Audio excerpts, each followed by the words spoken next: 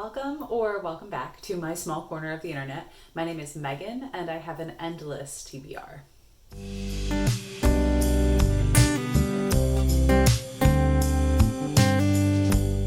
So it's been a little while since I've been in front of the camera.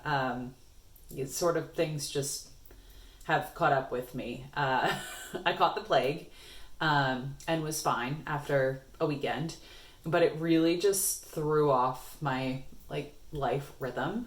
So between work and schoolwork, I was just having trouble finding the motivation to come back. But here I am. It's April 1st, and I wanted to give you some stats. Please forgive the saddest dog that has ever existed if you can hear his barking. Just wanted to give you some statistics and some ideas on what I read in the first quarter of 2021. So as for totals, I have read 49 books so far in 2021. That totals 13,699 pages. And I have rated those books on average a 4.09 stars. So star ratings, I've given out 2.5 stars as my lowest, and I've given 12 books a 5-star rating. Most of the time, my ratings are based on my personal enjoyment of the book and tends to be a pretty quick decision. If I love a book or if it gets an emotional reaction from me, it's probably going to get 5 stars. Things that are just okay, I do like to give the benefit of the doubt. So my average rating at 4.09 is probably a little bit higher than other folks. But I'm okay with that because I still feel that I can, well, for one, the book was written by a person, and in many cases, that person is writing a book because it's a book that they want to read, right? That may not be the book that I want to read or the exact book that I want to read. That doesn't mean it doesn't have merit. So I sort of look to find the merit in whatever I'm reading to whomever this book is written for, and sort of, look through that lens a little bit to, again, provide the benefit of the doubt. Enough about that. 4.09 average rating for the 49 books I've read so far in 2021. How that breaks down. I had a phenomenal January in which I read 20 books to a total of 5,359 pages and an average star rating of 4.39. So that's, pretty astronomical in a five-star scale. We'll go into some highlights shortly. February, I read 12 books, and that totaled 3,558 pages, and my average rating was 3.94.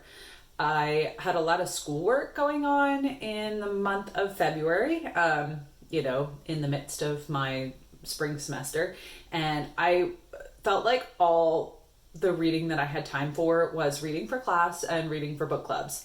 So I do participate in a lot, or try to read selections, for different book clubs and different online book clubs. Sometimes it turns out that I can't make the discussion, but I do my best. Maybe this month's selections or February's selections just didn't hit the right way. I don't know.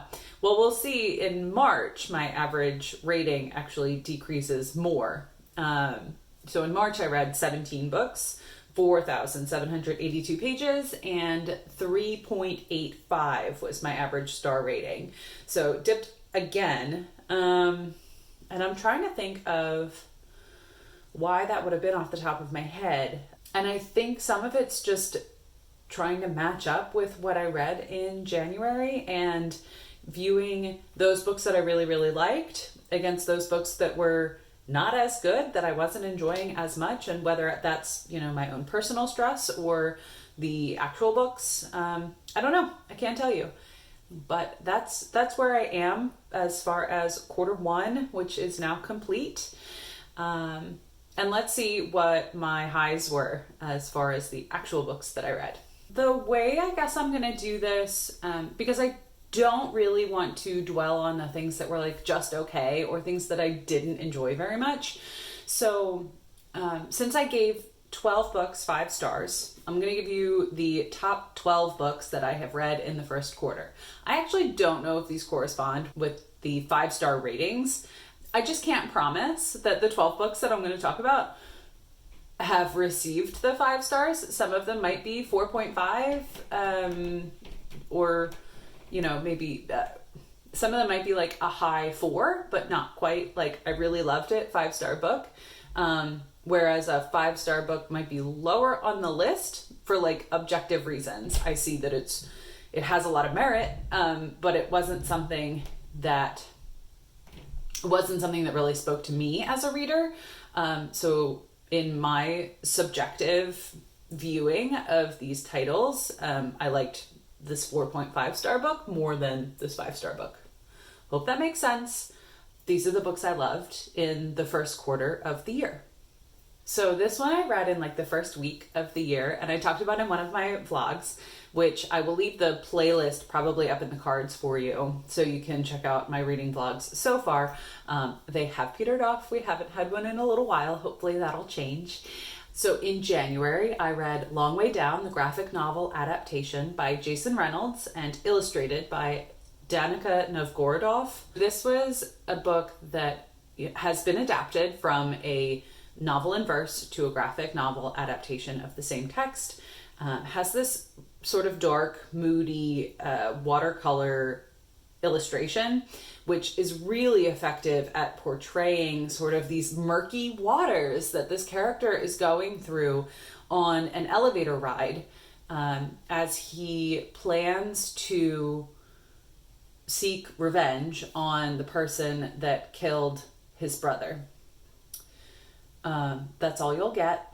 Read the book, read the graphic novel, and I have heard nothing but wonderful things about the audiobook, though I have not experienced that myself. So it is something to take a look at. It's no matter what iteration you select, it doesn't take very much time to read, but it is a story that will stick with you for an extended amount of time. The next one on the list, number 11, is The Dictionary of Lost Words by Pip Williams. I received this after I requested it on NetGalley as an e-arc from Ballantine Books. This was an Australian title published last year and has now been picked up for a US release. It comes out this coming Tuesday, April 6th. This is about the women surrounding the creation of the Oxford English Dictionary. This creation of this dictionary was a massive project that featured like 3 different groups of primarily men, as they collected words and their definitions and examples of use of the English language. It took a half a century to develop all of the volumes that encompassed at that time the what the men believed were the most important words of the English language. And this story features a fictionalized character that worked within this team. She sort of grew up in the workshop of one of the teams creating these volumes. She got to really explore what it was to be a woman in this time. We see development in the suffragist movement. We see developments such as World War I occurs in the process of this book. It is about a woman, it's about a girl growing to be a woman and sort of through her entire life as, you know, a female scholar, when that wasn't really something that she should have been able to do in, you know, polite society. And she also collected words that were not included in the Oxford English Dictionary. There were words that were not used in the literary examples that were required for submission to the Oxford English Dictionary, or for words to be included in that particular collection. There were words that were excluded for implied impropriety. Think common phrases for anatomical regions of a person's body were typically excluded from the Oxford English Dictionary because they were lewd and viewed as unimportant. So the Dictionary of Lost Words is the collection of our main characters' explorations of language and its use by common folk rather than scholarly individuals. This book elicited an emotional response, which is why it is on the list of something that I'm discussing here. And I would definitely recommend, if you're a historical fiction aficionado, to definitely pick this up. And I would definitely pair it with The Professor and the Madman by Simon Winchester, which is a nonfiction account of another person that was sort of on the periphery of the creation of the Oxford English Dictionary. That's sort of a classic at this point in the microhistory genre, and was really a very interesting story, and one that sort of parallels the events of this novel. Number 10 on the list is a little gem that I found on Hoopla, and I own the more expanded edition, but this is How to Read Literature Like a Professor for Kids. And this is by Thomas C. Foster. So I listened to the audiobook. It only took me a couple hours, and it really gives you a nice brief overview of the different types of stories that exist in the Western canon. Stories that every reader would recognize, right? We get journey stories and hero stories, and it gives you a good number of examples of books that many folks have read, that you might not realize fit into that particular type of story, or how to recognize the types of plots or the types of stories or character development that you might see in a certain kind of story. So the book is marketed, I believe, to a middle grade audience, and the cover design is real cartoony. And I do know that the full text has been added to English curriculums in both high school and college. So I'm not sure that this for kids label is quite appropriate. I think that it would be a really great option for those high school curriculums, in that the audiobook itself, I think, was maybe 3.5 hours long. So it really doesn't take you the amount of time that it would to read the full text, and the way that he has boiled down his concepts while still providing ample examples to fill out his explanations, I just found really engaging. And I think that this could be marketed to teens who do not appreciate being called children. So I think there's something missing in the marketing there, but it was, a fun time reading it. And I did learn a lot that I hope I'll be able to bring into books that I continue to pick up and enjoy. Number 9 on the list is Front Desk by Kelly Yang. This is a middle grade novel featuring a Chinese immigrant family, parents, and one child. Her name is Mia. She's about 9 years old when we start the book. And their livelihood is as caretakers to a motel. So throughout the story, we meet the long-term inhabitants of this motel, and a number of characters surrounding the motel, in the community, those who look down upon the people who aren't as well off, or the immigrants that are coming into the community, and how Mia, through her own acts of kindness, can influence the events within the community and make the motel and her neighborhood a more positive place. This book was absolutely wonderful. Being a middle grade novel, it doesn't take too long to move through, but we do get so many different topics that are discussed and explored, and they're deep, thought-provoking topics with no easy answers. And yet, the portrayal of the story through Mia's perspective is warm and welcoming and just so positive.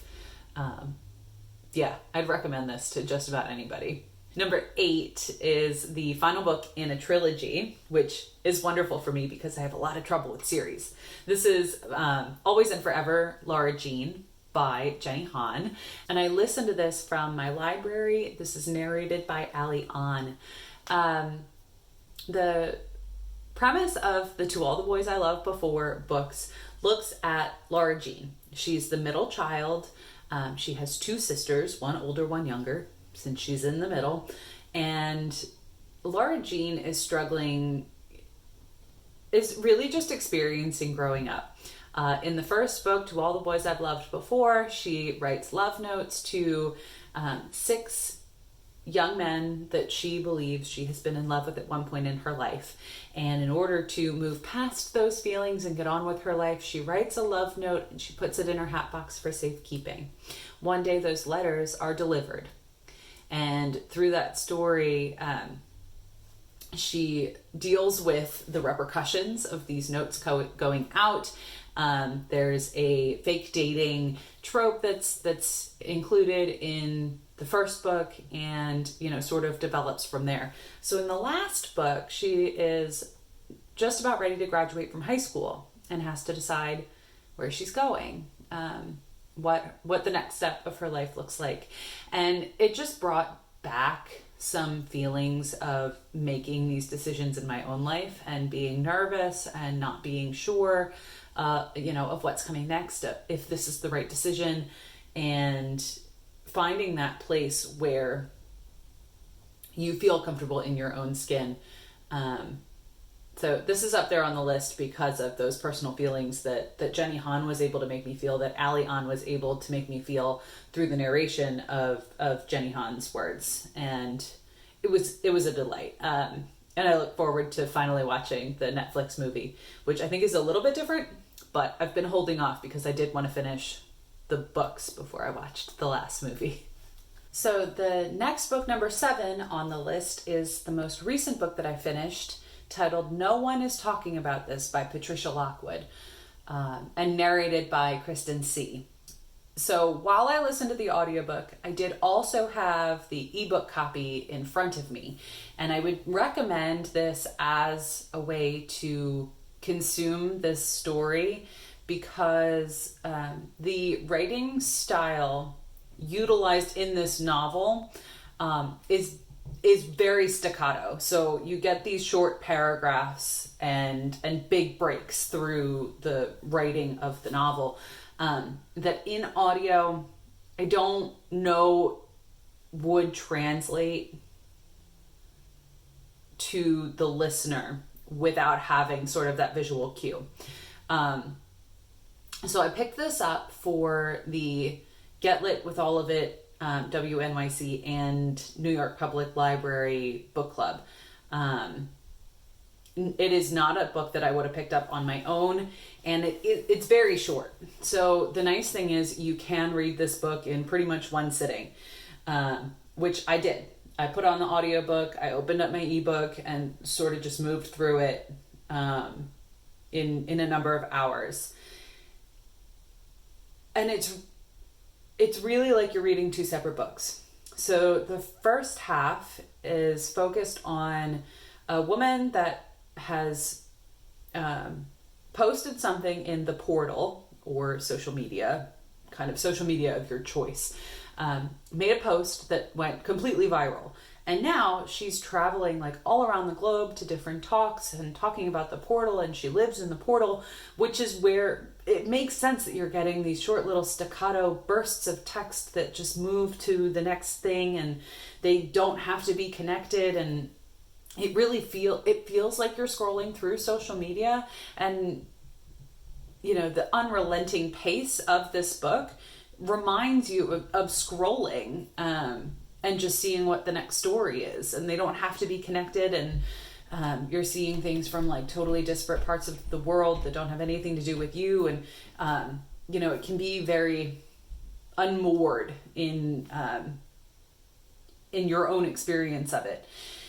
The second half brings the narrator into a very personal space. She leaves the portal because she's dealing with something that Patricia Lockwood has experienced in her own life, and where the inspiration for this novel sort of came from. Her sister-in-law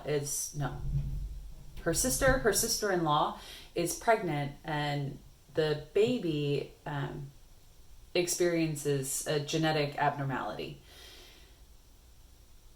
So their time with the narrator's niece is incredibly limited. What that means is our narrator, and Patricia did the same, is she left whatever exterior events were happening and experienced life in the moment with her niece. And I thought, going into this, that we'd get this really short staccato, teeny tiny paragraphs that just keep you moving through the pages.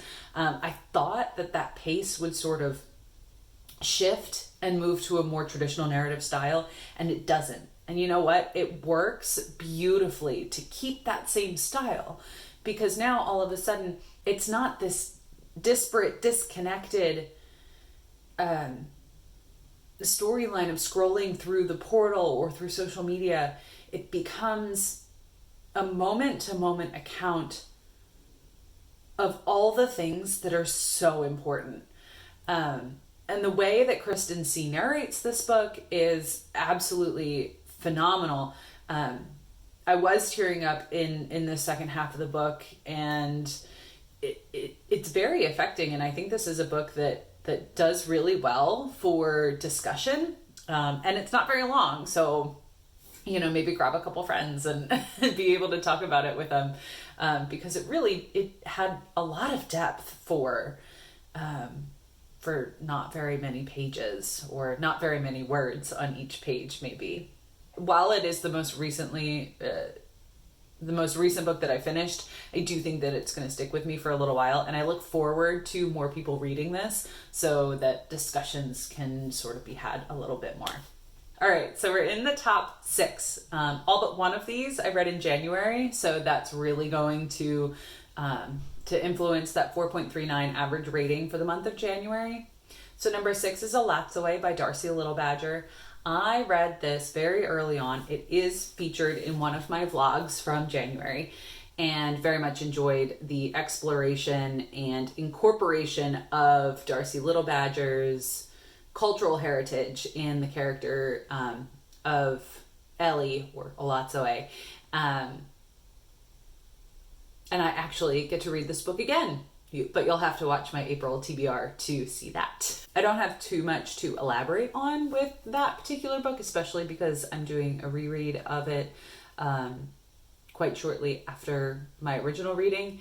So we'll see what I can glean from it on the second visit.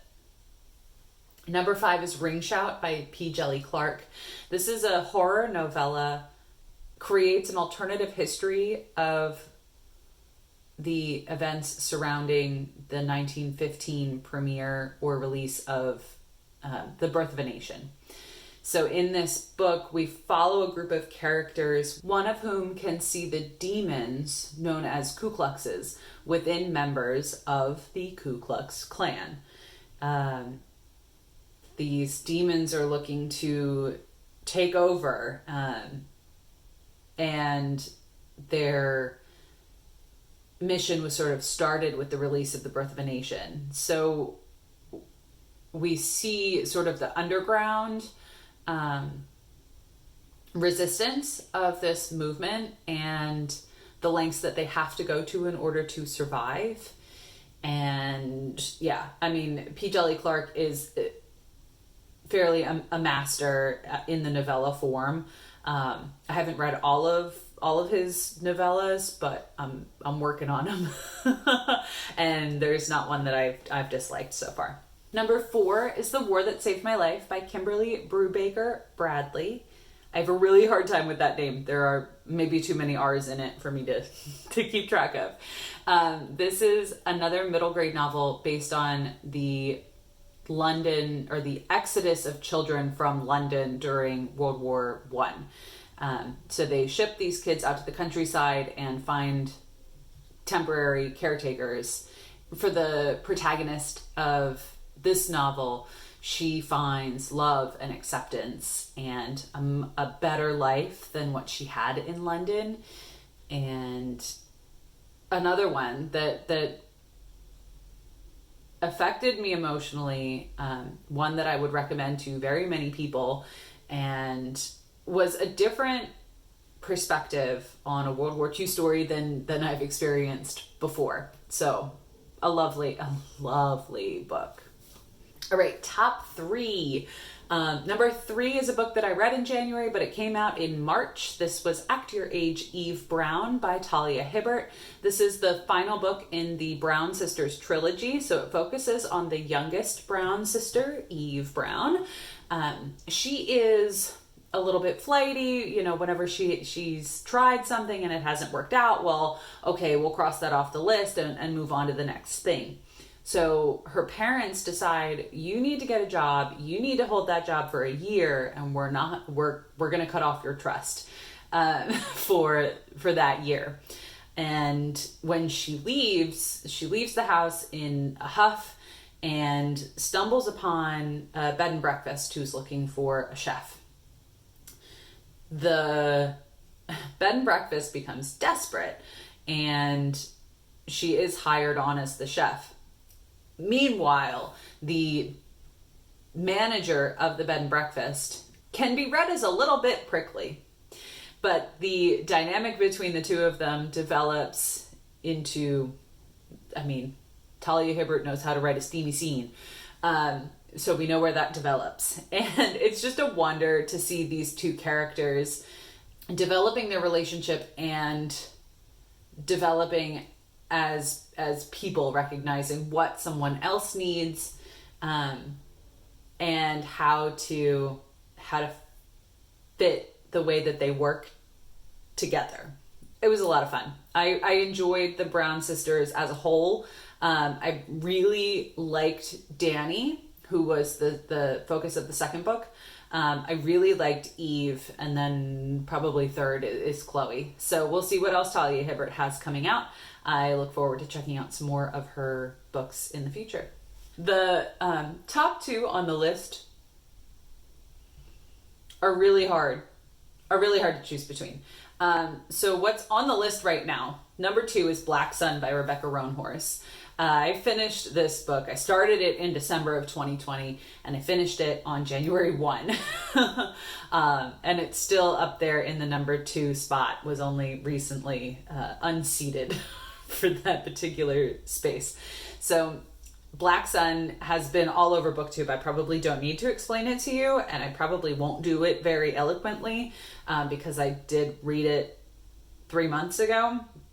But we're looking at different communities within a pre-Columbian South America. We have crow gods, we have sort of siren-y mermaid type figures, we have sun worshippers, and everybody is moving toward a celestial event known as convergence. So this book features journeys, a very set timeline. There's assassination attempts. We have casual queerness. We have diverse characters, and none of the characters look like me, which is really refreshing and something that I very much enjoyed reading and exploring. And I can't wait for the second book. So yeah, some people don't. There are people that say it feels like a prequel, like the whole book is leading up to the last chapter, and that's where they feel like the book should have started. But I really enjoyed the journey, and I can't wait to see what comes next. And finally, number 1 is probably my favorite book from 2020, and I had to reread it for a certain reason. This is Legendborn by Tracy Deonn. I listened to this via audio for my reread, which was performed by Janice Abbott Pratt. I reread this so quickly after my original experience because Tracy Deonn was actually present at our last meeting of a virtual book club that I participate in through the East City Bookshop, which is located in Washington, D.C., which is not where I am located. But it was a really cool experience where we got to ask Tracy about, we got to ask about her writing process. We learned a piece of information about the sequel that I'm a good person, so I'm not going to share secrets. And one of the co-hosts of the book club is like, she could lead a college course on the world that Tracy Deonn has created in Legendborn. So some of the pieces that she put together, and the way she got to ask some of her questions, you got to see a look in Ms. Deonn's eyes that are like, oh, like she knows what she's talking about and I'm not allowed to say anything, which was just a really cool experience. And I'm so glad that this book has come to be, and that we're getting more within this world. Legendborn is about our main character, Bree, who's attending an early college program. So she's like 16, 17, but attending college classes at UNC, which has a lot of, racial tensions based on the location, based on the creation of the buildings and the university as a whole. So through this book, it's a fantasy novel where we see Bree acting in the world as a young Black female, but also being introduced to a secret society based on the Knights of the Round Table. And the way that these things feel so real and yet, are utterly fantastical, is just amazing. I read this book originally for book club in November, and had a great experience and discussion upon originally reading it. And I think the co-host for the book club has read it like 4 times, at least at this point. And when I re-listened to it, it really is amazing that this story feels so real in its setting, because Tracy Deonn attended UNC. And, Bree's experiences as a Black teenager, and the microaggressions that occur, the grief that she's going through having lost her mom 3 months prior to the events of the novel starting. It really is just an outpouring of love, and pain and art from Tracy Deonn. So it's still at the top of my list. So that's what I've got for quarter 1. And if you have read any of the books that I highlighted in today's video, please let me know what you think in the comments. If you have anything like any of the books that I talked about, or have any recommendations for me, let me know down below. And if you have made it this far into the video, I would love a sword emoji, to let me know that you watched the whole thing. I'd really love that. And look forward to further discussions, and I will catch you on the flip side. Bye.